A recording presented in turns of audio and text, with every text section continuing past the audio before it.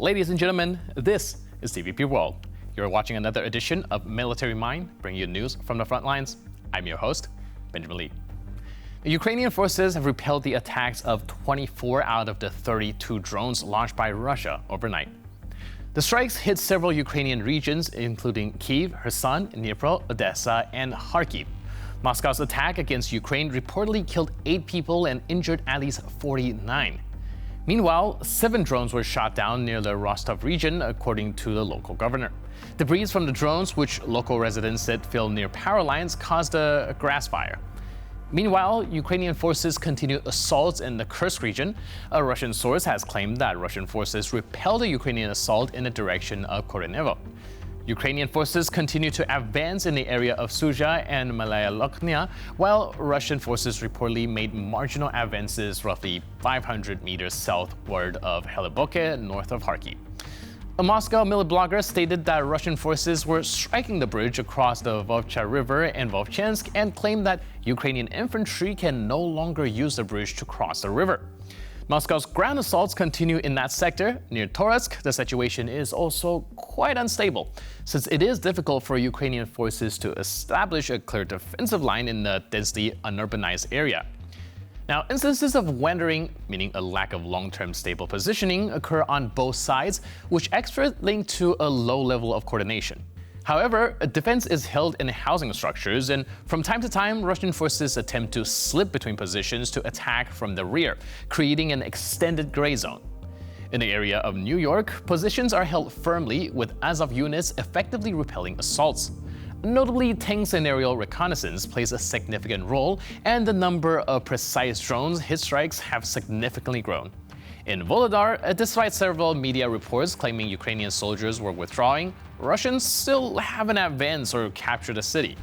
Moscow's forces are primarily attempting to establish a foothold in the southeastern part of Volodar.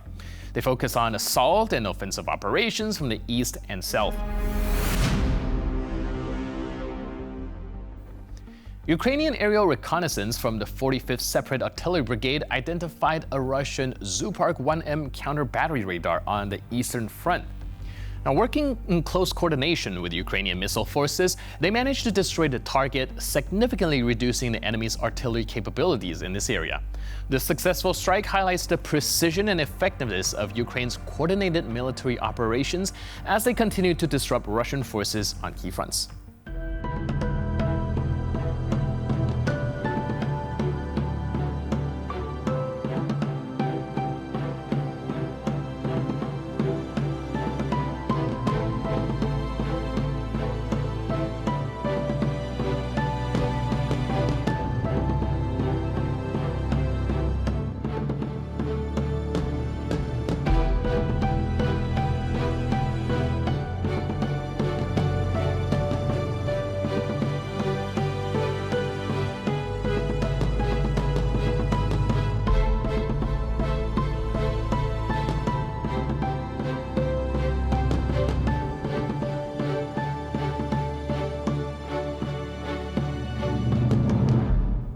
Operators of the 8th Special Operations Regiment of the Ukrainian Armed Forces have once again demonstrated their efficiency.